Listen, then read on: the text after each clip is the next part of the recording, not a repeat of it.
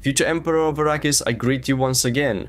Today we'll go over all the information about every source in the game, from Mark 1 to Mark 6, where to find them, what to focus on, and a few tips and tricks for grinding in the early, mid and late game phases.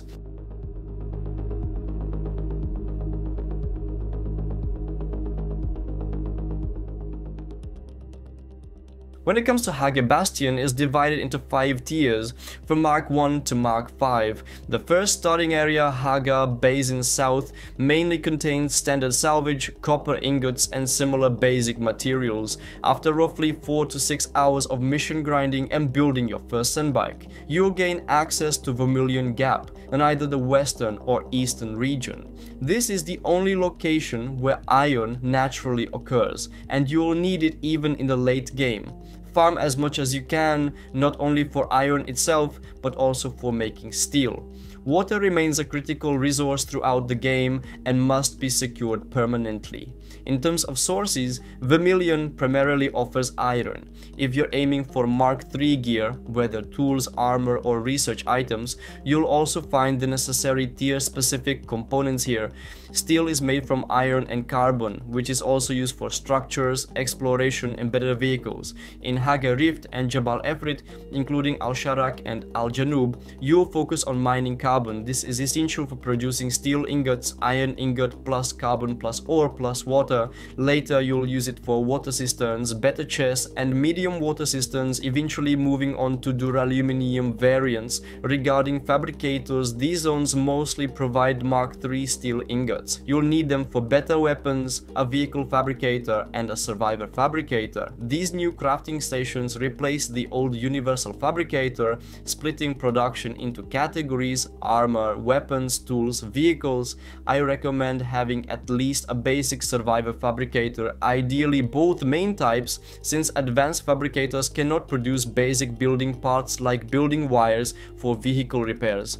The fourth major location focuses on aluminium, found mainly in the western shield wall and Mysa Tarril. You'll access these areas mostly through story progression. Aluminium is used for Mark IV tools, vehicles and your first ornithopter, and requires only ore and water to process. You'll also find plastone used for more durable structures, e.g. Harkonnen or Atreides styles. Plastone is made from 1 times silicon, 200 times plastone ore. In water, granite has 4000 durability, plastone 8000. In Sheol, you'll mine yasminium ore, crucial for crafting duraluminium, the second to last resource in the game, used for advanced turbines and advanced death steels to solve water supply issues. In our guild base, we have 9 of these stations and are building a 10th. Once you insert a corpse, there's a 50-minute cooldown, after which you receive 45,000 water. This mechanic unlocks only after completing certain story trials. Water production can also be supplemented with condensers, which are costly in duraluminium but generate 1.75 water per second with upgrade options. For plastinium, you'll need titanium and stravidium mass, both found only in the deep desert. Titanium is best farmed at G8, stravidium at H8. Note: resource spawns rotate weekly. Stravidium mass is processed into stravidium fiber in at least a medium tier chemical refinery. Plastinium is used for Mark VI gear, the largest cisterns, spice power generators and advanced spice refineries, which produce twice as much melange compared to the standard model.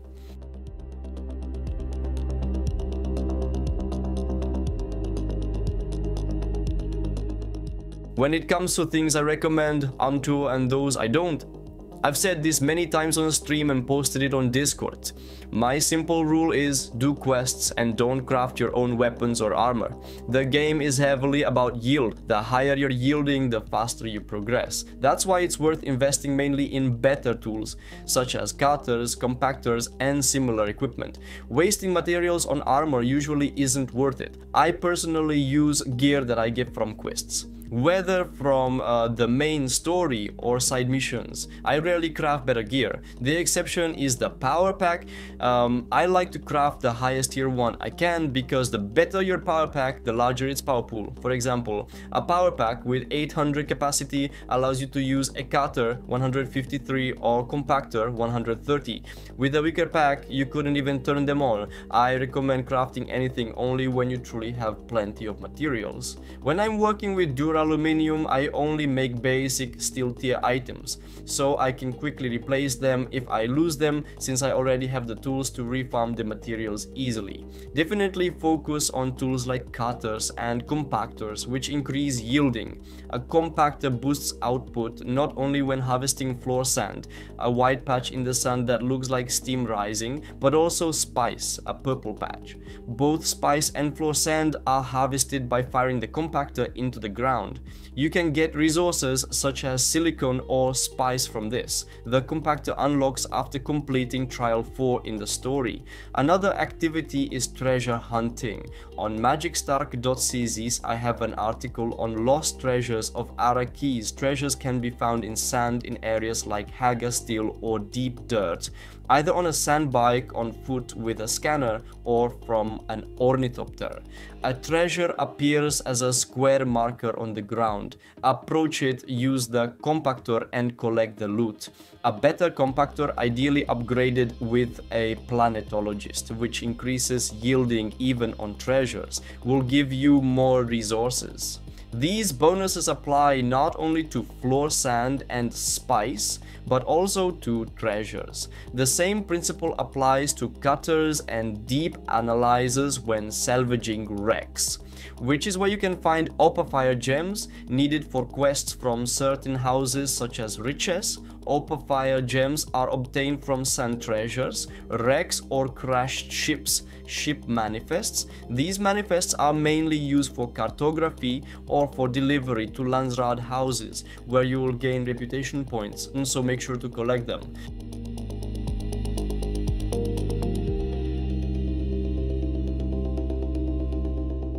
Let's step back a bit and take a look at the Mark II tier within sources, where, as we've already mentioned, you primarily obtain iron ore and also flower sand. In these locations within Vermilion, you can also find machinery complexes. These are used to craft the basic placements. The starting stations such as the Survivor Fabricator or Weapons Fabricator, which you will need in order to produce more advanced items such as improved cutters, weapons, and if you want, armor. This also includes the Vehicle Fabricator, where you can build vehicles up to Mark V, which is especially important for the late mid-game. You can find machinery in various ironwork locations, often in crates inside buildings, in caves, and of course in stations. Stations also contain advanced servos and particle capacitors, which are used for producing and repairing most equipment, including gear. In wrecks, you'll often find plasticite, mechanical parts, and microflora fibers. These components are used throughout the entire game, mainly for repairing and crafting armor and weapons. There are also gun parts and blade parts that can drop from smaller enemies, mobs, from chests in Lanzared rewards, or can be crafted later on. They're needed for making better weapons, so don't just pick them up randomly and then discard them. They're an important part of late game crafting. These components, along with advanced work components, capacitors, and other materials mainly found in stations, form the foundation for producing advanced gear. Exclusive to Vermilion remain primarily flower sand and iron.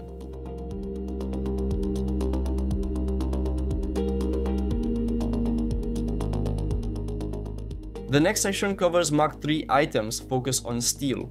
Steel is produced by farming iron in the locations mentioned earlier and then moving to Hagga Rift or Jabal Eifrit, both north and south, to mine carbon. To mine carbon ore, you'll need at least an MK2 cutter, ideally MK3. The better your cutter, the higher your yield, not just from ore, but from any resource node. The key resource in this area, however, is the erythrite crystal. It's found only in Hagga Rift, specifically in the canyon containing mineral extraction facilities.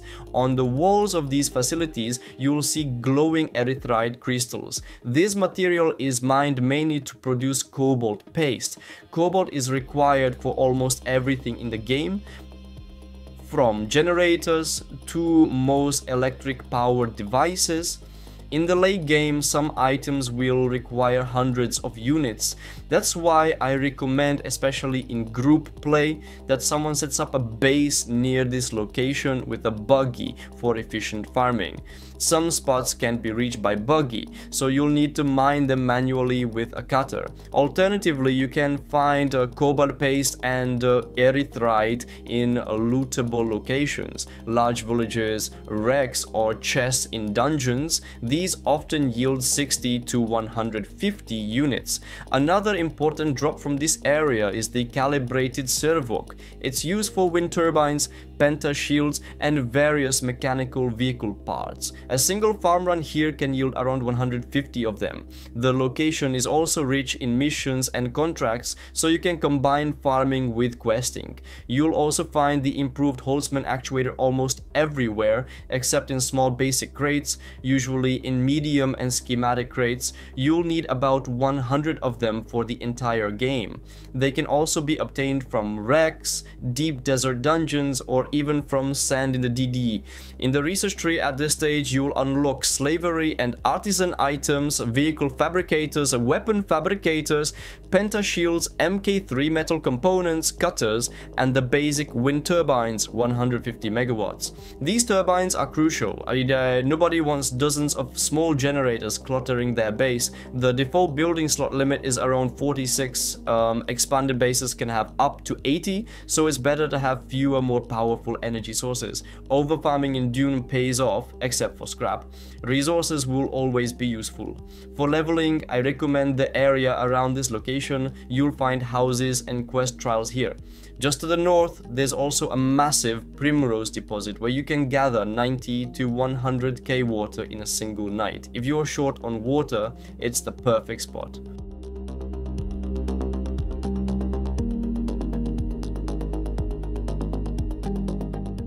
The next location we have here is the MK4 area, which is full of aluminium. As we've already mentioned before, this specifically includes the Eastern Shield Wall, Western Shield Wall, Odham, and Mysa Tarril. In these locations, you will generally find a large amount of resources in the form of plastone and aluminium. To farm these, you'll need at least an MK3 Katare, but I definitely recommend going for a higher tier, ideally MK4, for better efficiency. That said, nothing stops you from farming it with just an MK3 if that's all you have. When you unlock the aluminium research, you'll gain access to some more interesting items. For example, the medium ore refinery, which you'll absolutely need because without it, you cannot process aluminium ingots.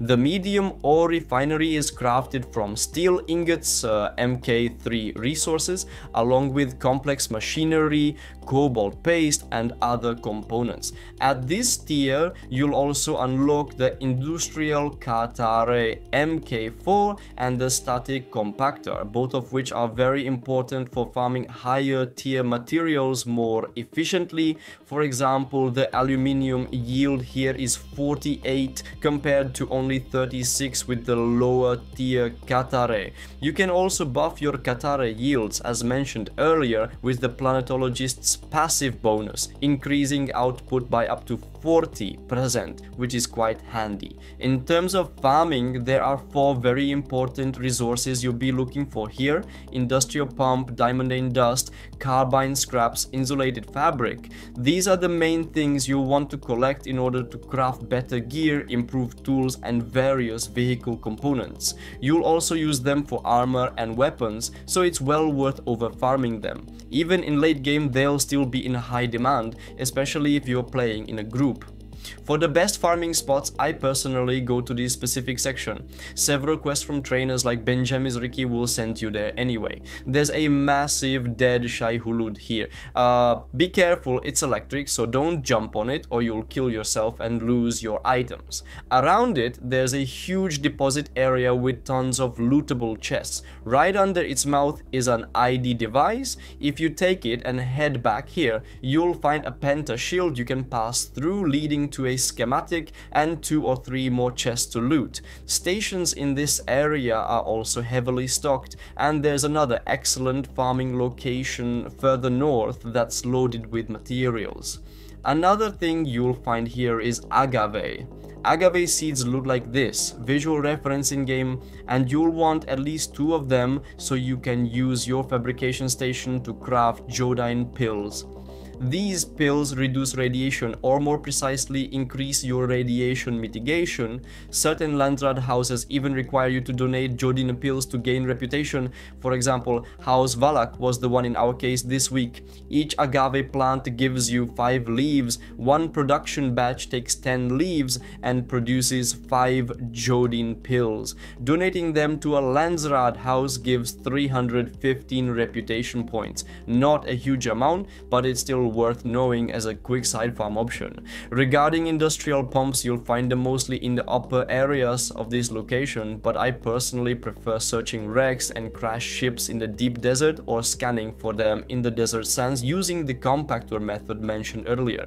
In DRH areas, you can find up to 40 to 50 pumps in a single location compared to only about 20 here, so it's worth the trip if you can handle the much tougher mobs there. With only MK3 gear, you might struggle, so that's understandable, but know that it's an option. For crafting, especially steel suits, you'll also be looking for steel suit turbines, center blitters, and similar parts. These drop rarely from chests, but more often from mobs called Mascaret. They're unusual looking, aggressive, and tend to penetrate shields.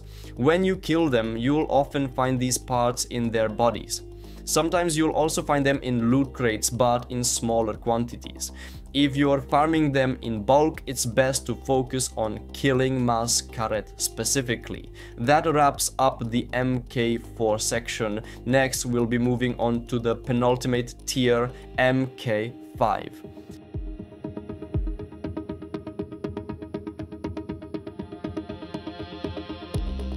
The last location in Hagga Basin is Sheol itself. Sheol is essentially the final area in this part of the map and the second to last in terms of endgame content. On the map, you can recognize it as a distinct yellow zone, indicating high radiation. You've encountered radiation before in other areas at level 1, but here it can reach level 4 and occasionally even level 5. Without a radiation suit, you'll last here for only about 1.5 to 2 minutes, slightly longer with your Dean pills. If you want to stay as long as possible, ideally around 15 minutes, you'll need at least an MK4 or MK5 radiation suit. The MK5 version requires 180 units of duraluminum, so you likely won't have it right away. Tip: you don't necessarily need to craft the suit. In this area, there's a schematic crate location where you can often find MK4 or MK5 radiation suits. These can also be found in wrecks scattered throughout the zone. In our case, most of our suits came from wrecks and we only started crafting them much later. The primary resource in Sheol is jasminium ore, required for crafting duraluminum. Crafting it requires jasminium crystals, aluminum ingots, and plenty of water. You'll need at least an MK4 cutter rate to mine it. With MK4, you'll get around 72 units per yield, with MK5 around 114, and with MK6 up to 149. Another valuable resource is irradiated slag, used for crafting spice infused fuel cells and some MK6 tools. It's mainly found in in rigs, where each crate can yield 4 to 12 units or 10 to 30 units in the DD Deep Desert rigs. One run can easily net you over 100 units. The area also contains hydraulic pistons and military power regulators, used for making better gear and sometimes requested by certain houses. Farming jasminium is time consuming. Ideally, use an assault ornithopter with 1000 storage capacity, allowing you to bring back around 1800 jasminium per run. Crafting 1 unit of duraluminium requires 4 units of jasminium, or 3 if using a large refinery, meaning a full run yields about 400 to 500 ingots. Not much, especially if you need to build large numbers of wind turbines 20 plus. In addition, you'll need cobalt paste, spice melange, advanced death stills, silicone and other materials. Owning a medium chemical refinery is also recommended, as it produces stravidium fibers used for plastonium and large wind traps. Duraluminium is thus a key late game resource, farmed alongside plastonium as a primary strategic material. Ideally, a team of 3 to 4 players should each focus on one major resource: aluminum, erythrite, jasminium, and water.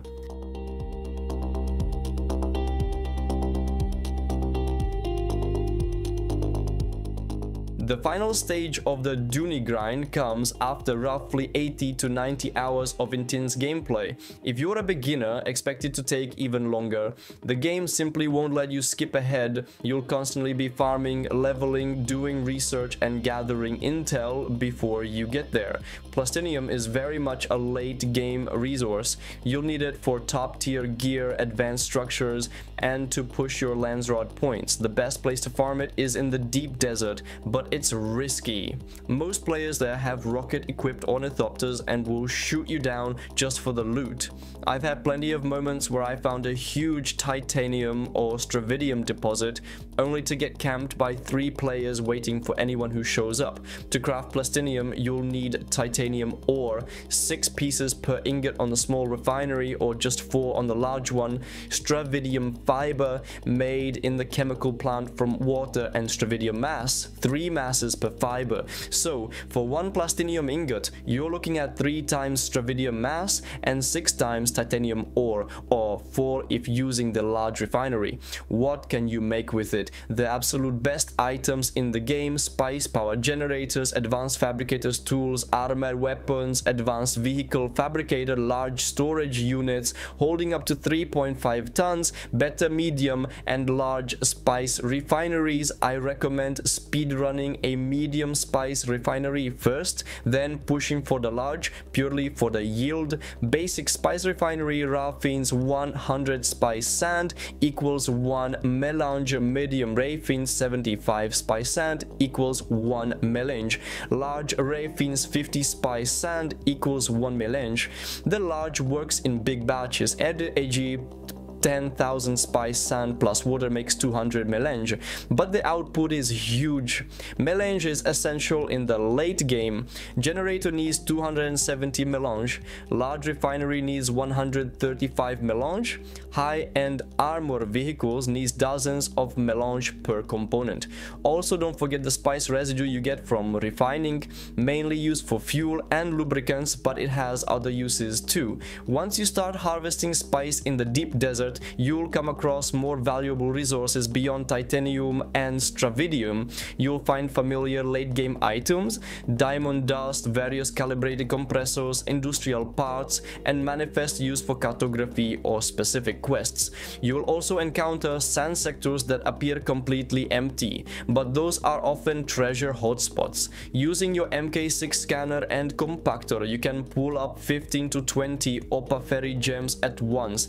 For Landsrod objectives, that's a massive boost, since each gem is worth a lot of points.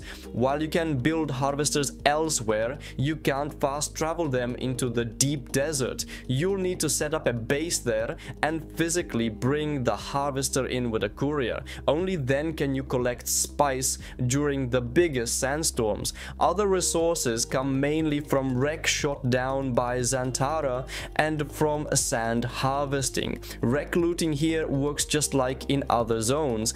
They're not unique models, but copies of existing ones. The loot, however, can still be valuable. Be careful though, the deep desert usually swarms with high HP hostile NPCs, some of which can nearly one-shot you. Going in with light gear is risky. One more tip, sectors are separated by quicksand. Flying over it can cause heavy packet loss or even crash your game. If that happens while you're high in the air, your helicopter might drift far away while you fall into the sand. Usually a death sentence. Always fly just above the ground so you can quickly re-enter your vehicle if this happens. That's it for the materials overview. If you have questions, drop them in the comments. On our community Discord, we have a full table of where to farm each resource. We also partner with Nitrado with 5 servers available. So if you're looking for a group or want to play on a private server, feel free to join. Links are in the description, along with my Twitch and MagicStark.cz, where you'll find more Dune Awakening guides and news. Thanks for watching and see you in the next video.